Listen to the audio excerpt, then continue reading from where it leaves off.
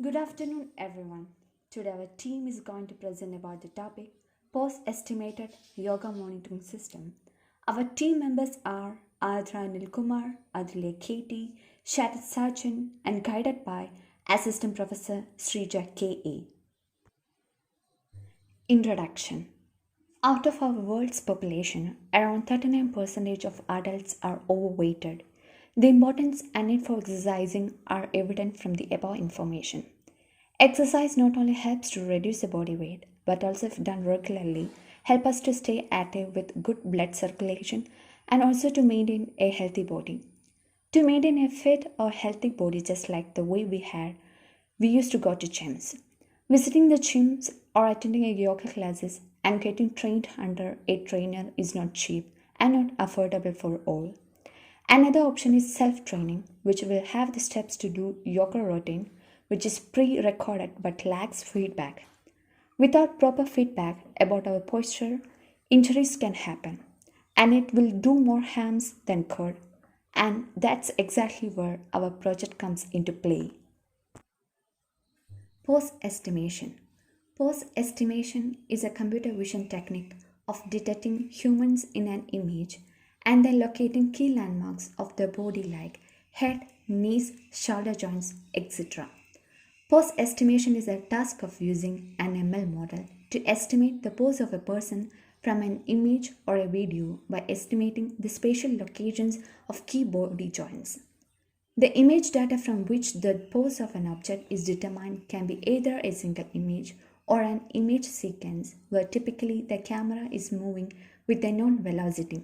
The object which are considered can be include living being or a body parts, example a head or a hand. OpenPose, PoseNet, and MediaPipe are the few of the leading computer vision models trained for this purpose. MediaPipe is an open source library which we used in our project. In this figure, the landmarks indicate the major joints and location on the human body. They are indexed from 0 to 32 to indicate a total of 33 landmarks that are output from the MediaPipe library. The first 11 landmarks from 0 to 10 are used for the facial landmarking procedure. Using these landmarks or key joints, we can dictate the face in an image as well as its orientation. The next 11 landmarks from 11 to 22 are used from the detection of the upper body part. Upper body includes shoulder, elbow, wrist, hand and estimate of 3 fingers, namely pinky finger, index finger and thumb on both hands.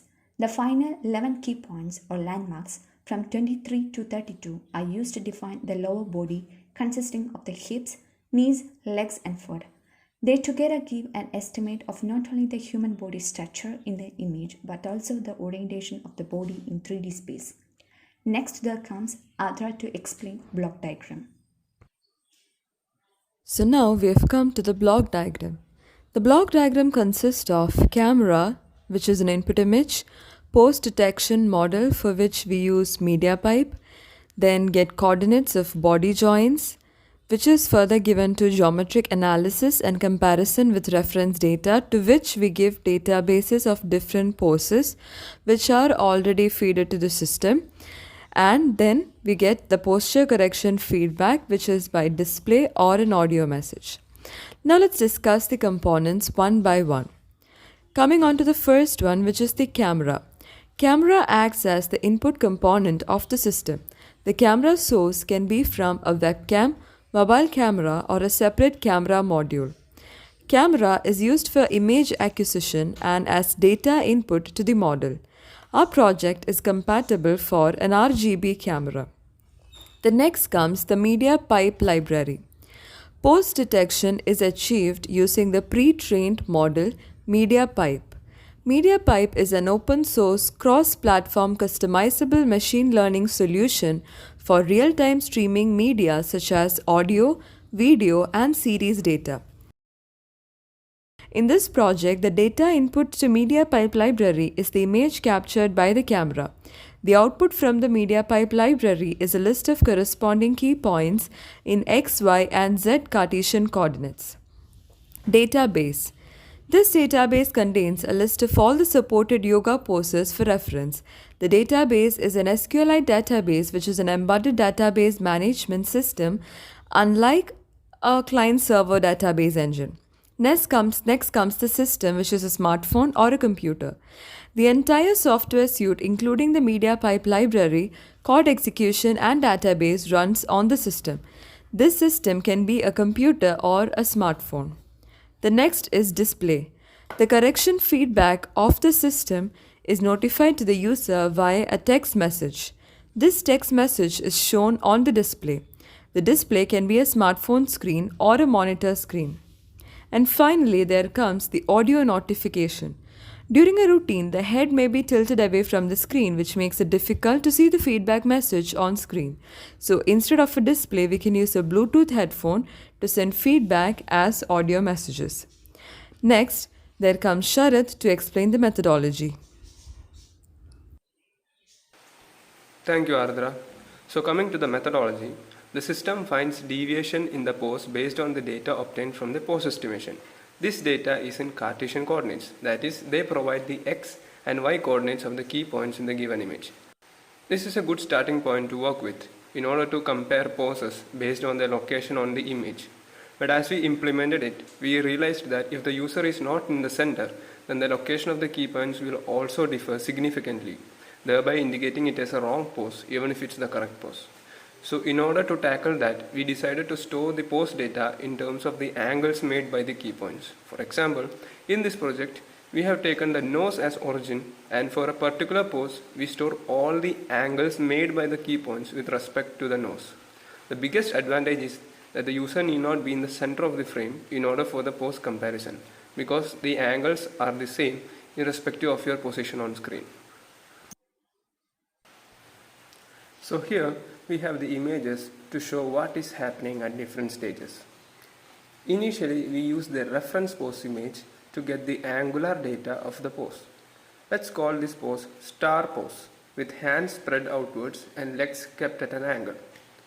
Now we estimate the pose from the image and get the coordinates of the key points, which is then used for geometric analysis for finding the angular data of the pose. By angular data, I mean we are storing the angles made by the pose. In the bottom image, the numbers are the angles made by the corresponding key points with respect to the nose. So maybe in this image, we can see the left ankle is making a particular angle with nose, or the left wrist or the left hand is making a particular angle with the nose. Maybe the right hip is making another particular angle with the nose. So finally, the image is discarded, but this data is stored in the database. Now let's assume the user wants to practice the star pose. The user can select the star pose from the menu and start doing the pose. When the user starts the pose, his image is captured continuously and the angular data is extracted from the image.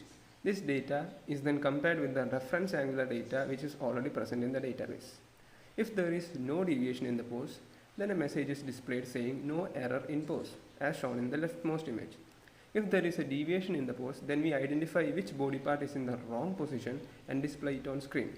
For example, in the second image, when the left elbow and the left wrist are in the wrong position, it is displayed on the screen. And in the third image, many key points are in the wrong position, which we can see in the message shown below.